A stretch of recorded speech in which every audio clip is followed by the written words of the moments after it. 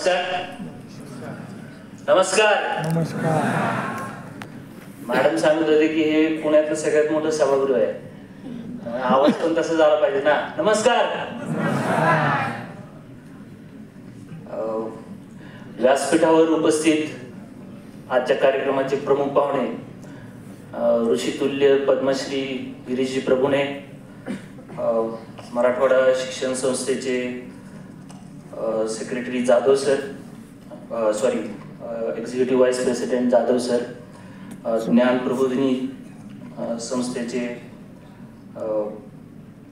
Shinde sir, Marathwada मित्रमंडळ कॉलेजच्या प्राचार्य पाटील मॅडम आणि तसेच त्यांचे सर्व सहकारी. मित्रांनो, मी माझं बोलणं सुरू करण्यापूर्वी आपण एक एक्सरसाइज करूया. सगळ्यांनी जरा उजवा हात वरती करा एकदा.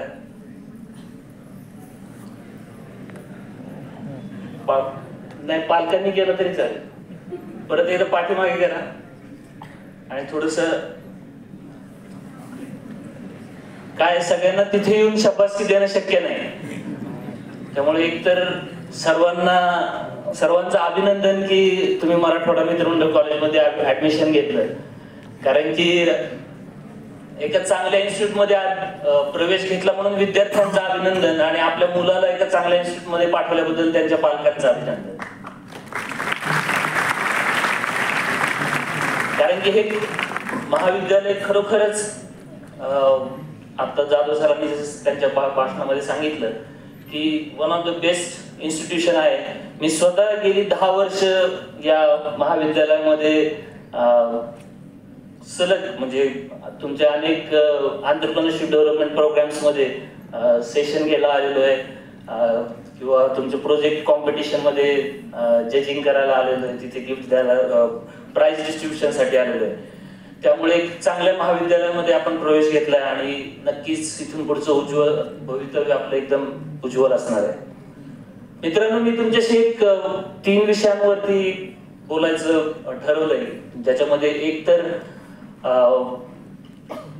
आपण आपल्या 10वी पूर्ण करून आता महाविद्यालयीन जीवनाची सुरुवात करत आहात मराठवाडा मित्रमंडळ कॉलेज बरोबर, आणि तुम्ही एका अशा क्षणाला या क्षेत्रामध्ये प्रवेश करत आहात की ज्यावेळी भारत एका सुवर्ण काळाच्या उंबरठ्यावरती आहे. अमृतकाल ज्याचा उल्लेख आजकाल केला जातो, की तुम्ही अशा क्षणी तुमच्या करिअरला सुरुवात करताय की ज्यावेळी भारताची सुरुवात जगामध्ये एक विश्वगुरु बनण्याच्या दृष्टीने त्या वाटचाल सुरू झालेली आहे. त्यामुळे विकसित भारतामध्ये तरुणांसाठी कोणत्या संधी असतील, आणि खरंच म्हणजे सर्वात प्रथम हा प्रश्न काही लोकांच्या मनात असू शकतो की खरंच तुम्ही ऐकलं असेल की विकसित भारत संकल्पना बऱ्याच ठिकाणी बऱ्याच भाषणांमधून आपले माननीय पंतप्रधान असतील, अनेक वक्ते, मीडियामध्ये याविषयी भरपूर चर्चा चालली आहे. पण खरंच भारत एक विकसित देश बनू शकतो का? जर त्याचं उत्तर हो असेल तर तो कसा बनवायचा, आणि त्याच्यामध्ये तरुणांसाठी काय संधी असतील, आणि ज्यावेळी भारत विकसित भारत बनेल त्यावेळी त्याचे चेंज एजंट म्हणण्यापेक्षा त्याचे चेंज अँबॅसेडर म्हणून एक तरुणच असतील, आणि बेनिफिशियरीज ऑफ चेंज म्हणून देखील आजचा हा तरुणच असणार आहे. आजची पिढी, येणारी पिढी ही या भारताच्या एका सुवर्ण काळाची काय म्हणता येईल की तुम्ही त्याचे तुमच्या डोळ्याने हा सर्व भारताचा विकास बघणार आहात आणि तुमच्या हाताने हा विकास घडवणार आहात. त्यामुळे त्याबद्दल त्याच्यामध्ये आपलं करिअर कशा पद्धतीने आपल्याला डेव्हलप करता येईल, कशा पद्धतीने आपलं स्वतःला विकसित करता येतील, त्याबद्दल या 2-3 गोष्टी बोलायच्या मी ठरवल्या आहेत. हेच ऐकायचं ना तुम्हाला? हेच बोलणं अपेक्षित आहे.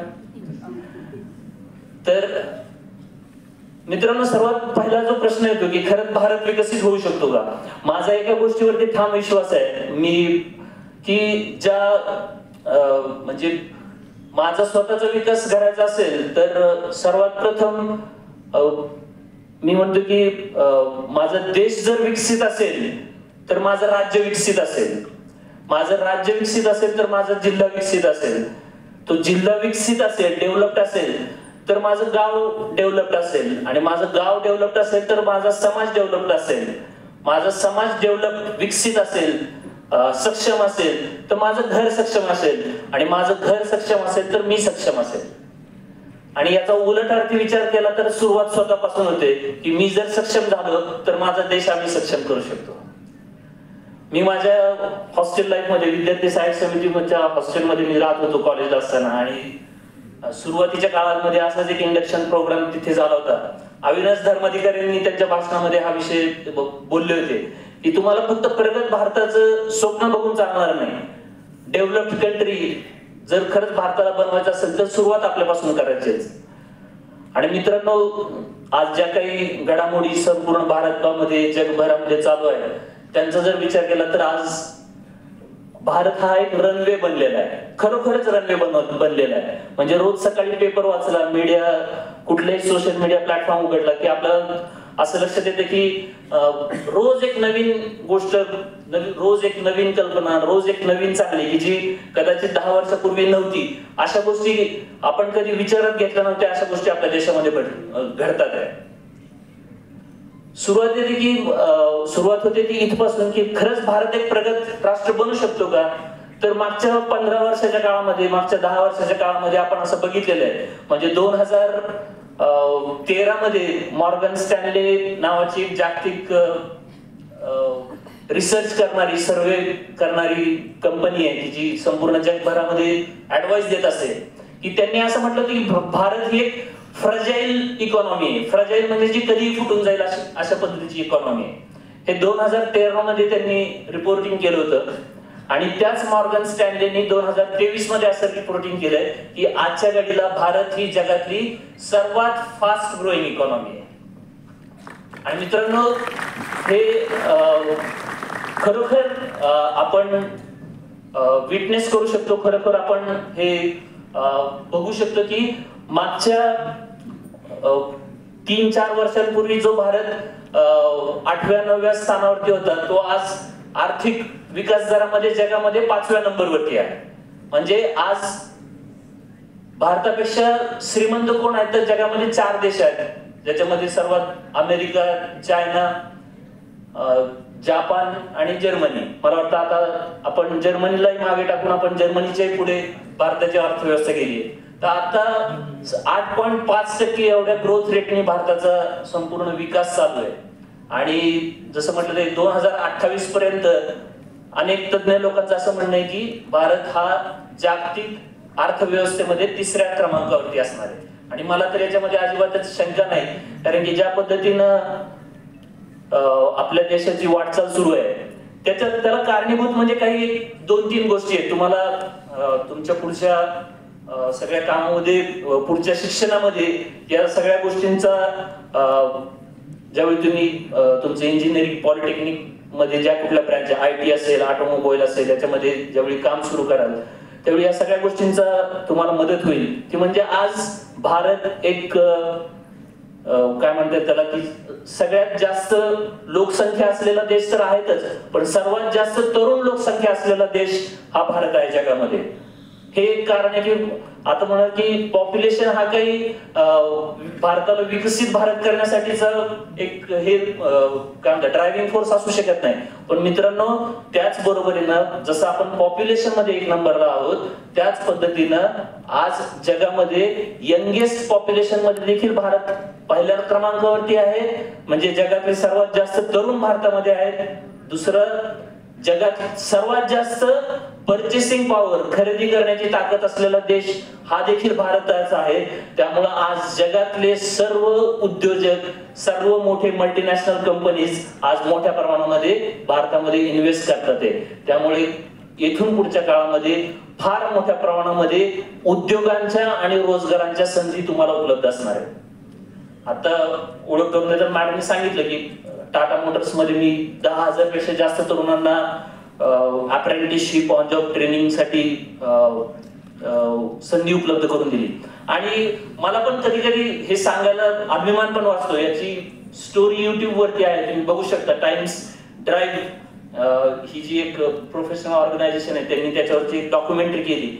आणि मला अभिमान वाटतो की किनवट सारख्या महाराष्ट्रातल्या एका काय म्हणता येईल त्याला की ट्रायबल आदिवासी क्षेत्रातून तिथे जाऊन तिथे रोजगार मेळावे आयोजित करून तिथून आम्ही मुलींना घेऊन आलो. किंवा भारतातलं एक टोक ज्याला आपण म्हणू की दिब्रुगड सारखा जिल्हा आसाममध्ये, की तिथे जाऊन आपल्या दीनदयाळ शोध संस्थांमधून तिथून आम्ही 3 बोगी भरून म्हणजे रिझर्वेशन करून चांगल्या पद्धतीनं मुलं आणि मुली इथे घेऊन आलो. आणि ती सगळी लोक टाटा मोटर्स मध्ये इथे असेंब्ली लाईन मध्ये जॉईन केली.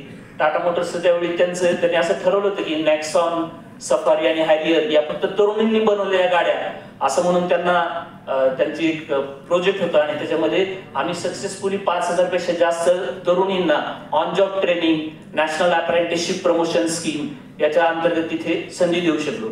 तर रोजगाराच्या संधी म्हणजे मला माहित नाही, काही लोक म्हणतात असं की बेरोजगारी हे सगळे भ्रम प्रसवले जातात.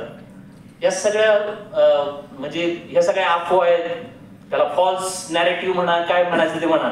जो माणूस इंडस्ट्रीच्या गेटवरती उभा राहतो, जो मी आणि माझी सगळी टीम आज सगळ्या भारतातल्या ज्या top most automobile manufacturing, capital goods, IT, electrical manufacturers, construction equipment manufacturers यांच्या गेटवरती माझे सोर्सिंग मॅनेजर स्वतः उभे असतात. त्यावेळी आम्ही म्हणतो की कुठे बेरोजगारी, कारण प्रत्येकाला टार्गेट दिलेला जर असेल 100 लोक तरी तो आणायला पाहिजे. प्रत्येकाचं टार्गेट अपूर्ण आहे. त्यामुळे रोजगार हा अडचणीचा विषय नाहीच आहे आपल्या देशामध्ये आणि नव्हताच कधी. आपल्याकडे रोजगाराच्या प्रचंड मोठ्या संधी आहेत. आणि इथून पुढे तुम्ही जर ऐकलं असेल तर कालच न्यूज होती की पियुष गोयल जे आपले कॉमर्स मिनिस्टर आहेत त्यांनी अनाऊन्स केलं की भारतामध्ये 20 इंडस्ट्रियल कॉरिडॉर अप्रूव्ह झाले, ज्याच्यामध्ये दिल्ली मुंबई इंडस्ट्रियल कॉरिडॉर आहे जो आता बऱ्यापैकी मोठ्या प्रमाणात पूर्णत्वाला आलेला आहे. त्याच्यामध्ये पुणे पिंपरी चिंचवड स्मार्ट सिटीचा प्रोजेक्ट आहे. आणि मॅडमनी सांगितलं मला की आपलं त्यांच्याबरोबर काही MOU देखील करतोय. हे खूप विजन असलेलं काम आता सध्या घडतंय आणि इतक्या फास्ट गतीने घडतंय की रोज नवीन निर्णय येतात. कालपर्यंत स्मार्ट सिटीची संख्या 24 केली होती, आज ती 30 झालेली आहे. इंडस्ट्रियल कॉरिडॉर पहिल्यांदा 12 होते, आता कळतंय म्हणजे आज सकाळी मी जेव्हा बघितलं तर हेच इंडस्ट्रियल कॉरिडॉर आता 24 पेक्षा जास्त होणार आहे. आणि इंडस्ट्रियल कॉरिडॉर याचा अर्थ कुठल्याही तरुणाला वाटलं की आपल्याला उद्योग सुरू करायचा आहे, कुठल्याही कंपनीला वाटलं, कुठल्याही मल्टीनॅशनल भारतात असू दे नाही तर बाहेरचा असू दे, तो इथे येऊन प्लग अँड प्ले म्हणजे तो तिथे येऊ शकतो. त्याला जमीन, जागा, सर्व प्रकारचे जे काही गव्हर्नमेंटच्या परवानगी, is of doing business, policies, transportation सर्व काही अवेलेबल आहे. फक्त एका गोष्टीची कमतरता आहे मित्रांनो, आणि ती म्हणजे स्किल्ड मॅन पॉवर. आणि हे स्किल्ड मॅन पॉवर करायचं खूप चांगलं काम आता मराठवाडा मित्रमंडळ कॉलेजच्या माध्यमातून आताच नाही तर गेल्या अनेक वर्षापासून करते. मी स्वतः बघितलेलं आहे. फॉक्सवॅगन कंपनी बरोबर टायअप झालेला आहे, त्यांनी त्यांचे कट मशीन्स त्यांना दिलेले आहेत. इलेक्ट्रिकल ऑपरेटेड इंजिन कॉलेजमध्ये आहे, ते देखील मी पाहिलेलं आहे. त्यामुळे मॅकॅट्रॉनिक्स साठी ब्रँच आता त्यांनी इंट्रोड्यूस केलेली आहे. रोबोटिक्स साठी ब्रँच आहे की जिथून इथून पुढच्या काळामध्ये म्हणजे काही लोक म्हणतात आर्टिफिशियल इंटेलिजन्स येणार म्हणजे काय होणार, खूप साऱ्या नोकऱ्या जाणार. माझे 4 मित्र त्या AI, रोबोटिक्स आणि याच्यामध्ये काम करतात. खूप साऱ्या कंपन्या भारतामध्ये येऊन रोबोटिक्स, मटेरियल हँडलिंग इक्विपमेंट्स असतील, कन्स्ट्रक्शन इक्विपमेंट्स असतील, ऑटोमोबाईल असतील, याच्यामध्ये खूप साऱ्या मल्टीनॅशनल्स येतात आहे, इथे मॅन्युफॅक्चरिंग करतात आहे. पण हे सगळं केल्यानंतर करण्यासाठी आणि केल्यानंतर ते ऑपरेट करण्यासाठीची मॅनपॉवर कुठे आहे? ही मॅनपॉवर आपल्याला जी आहे ती मॅनपॉवर आपल्याला तयार करावी लागेल. आणि त्यामुळे माझा अनेक एज्युकेशनल इन्स्टिट्यूटला कायम हाच एक रिक्वेस्ट असते की let's be fall in line with what is coming in industrial sector. जो काही ट्रेंड आहे त्या ट्रेंड प्रमाणे आपल्याला ते शिकवावं लागेल. आताची न्यू एज्युकेशन पॉलिसी असेल ती ह्याच सर्वांना हायलाइट करते की आपल्याला या सगळ्या अपकमिंग टेक्नॉलॉजीज प्रमाणे आपल्याला स्किल्ड मॅनपॉवर तयार करायला लागेल. आणि त्यामुळे रोजगारांच्या संधी नाहीत किंवा नवीन उद्योगाला हे जे इंडस्ट्रियल कॉरिडॉर येतात ह्या इंडस्ट्रियल कॉरिडॉर्स मध्ये तरुण नेहमीच म्हणजे तरुणांसाठी प्रचंड मोठ्या प्रमाणात संधी असेल की आपण स्वतःचा व्यवसाय सुरू करू शकतो. आणि मला तुम्हाला सांगायला अजून एक महत्वाची गोष्ट तरुणांना लक्षात घेतली पाहिजे. स्टार्टअप तुम्ही ऐकलंय स्टार्टअप हा कन्सेप्ट ऐकला असेल. आज जगामध्ये ज्या पद्धतीने स्टार्टअप उभे राहतात त्याचं एक साधं कंपॅरिझन जर आपण केलं की वेस्टर्न कंट्री ज्या आहेत, ज्या आतापर्यंत आपल्यावरती इन्फ्लुएन्स करत होत्या, अमेरिकन आणि युरोपियन, त्यांच्या कम्पॅरिझन मध्ये तिथे सुरू झालेले स्टार्टअप आणि भारतात सुरू झालेले स्टार्टअप याचं जर कम्पॅरिझन केलं तर तिथला फेल्युअर रेट 80% पेक्षा जास्त आहे आणि आपल्या देशातला सक्सेस रेट हा 60% पेक्षा वरती आहे. इथून पुढच्या काळामध्ये अजून वाढेल.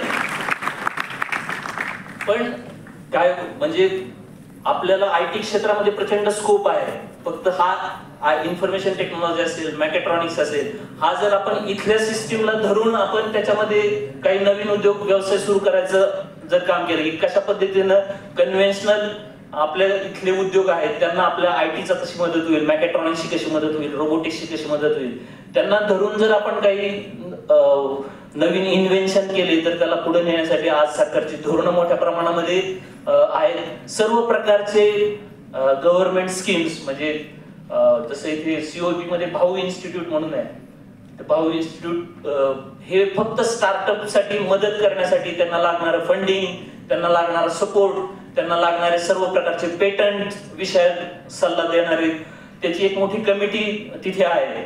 आपण म्हणजे ज्याला उद्योग करायचा त्याने फक्त ठरवण्याची आवश्यकता आहे की मला हे करायचंय. डॉक्टर अब्दुल कलाम नेहमी असं म्हणायचे की स्वप्न अशी बघा की जी स्वप्न लक्षात राहिली पाहिजे, झोपेत बघितलेली स्वप्न कधी पूर्ण होत नाही. त्यामुळे मित्रांनो, इथून पुढच्या काळामध्ये मला असं वाटतं की 3 वर्ष तुमच्या या पॉलिटेक्निक मध्ये जे आहे, तुम्ही आता शिक्षण घेणार आहात, तर ही एक संधी आहे की तुमचा एक कॉन्फिडंट आणि फर्म अशा प्रकारची थॉट प्रोसेस डेव्हलप झाली पाहिजे. मध्यंतरी मी एका वर्कशॉप मध्ये पार्टिसिपेट झालो होतो. ऑनलाईन वर्कशॉप होतं दिल्लीमध्ये आणि तिथे इन्व्हेन्शन, न्यू टेक्नॉलॉजीज आणि आपल्या गव्हर्नमेंटच्या किंवा आपल्या काही फिनटेक कंपन्यांसाठीचा तो वर्कशॉप होता. तर तिथे काही खूप साऱ्या मल्टीनॅशनल कंपन्या, मल्टीनॅशनल इन्स्टिट्यूशनल ऑर्गनायझेशन जे आहेत ग्लोबल, त्यांचे काही सिनियर एक्झिक्युटिव्ह झाले होते आणि त्यावेळी तिथे त्यांनी एक शब्द वापरला, एक फ्रेज वापरली की आपल्या देशामध्ये खूप नवीन इन्व्हेन्शन करायची गरज नाहीये. जे झालेले इन्व्हेन्शन आहेत, जे इनोव्हेशन्स आहेत, ते प्रत्यक्षात आणण्याची गरज आहे, नंबर 1. आणि नंबर 2 म्हणजे की भारतातल्या तरुणांना, भारतातल्या उद्योजकांना एक कॉन्फिडन्स आला पाहिजे. म्हणजे नितीन गडकरी नेहमी म्हणतात की तुम्ही मान्य करावा अथवा मान्य करू नका, पण भारत हा विकसित होणारच आहे. तुम्ही आलात तर तुमच्या सोबत आणि तुम्ही नाही आलात तर तुमच्याशिवाय, पण भारत हा डेव्हलप्ड कंट्री म्हणून पुढच्या 10-20 वर्षामध्ये नक्की येणार आहे. त्यामुळे आपण ठरवायचं की आता आपण पुढे जायचं की मागे राहायचं.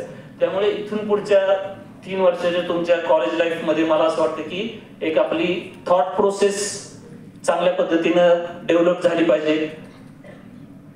आता जे तुमचं वय आहे 10वी पास होऊन, काही जण 12वी पासून आताच ऍडमिशन घेतलं असेल, मला वाटतं की खूप मोठं काही लगेचच विचार करण्याची आवश्यकता नाही. बेसिक्स जे आहेत, काही झालं तरी शेवटी तुमच्या नॉलेजला व्हॅल्यू आहे. म्हणजे एक कविता मी माझ्या ह्याच्यामध्ये नेहमी सांगत असतो की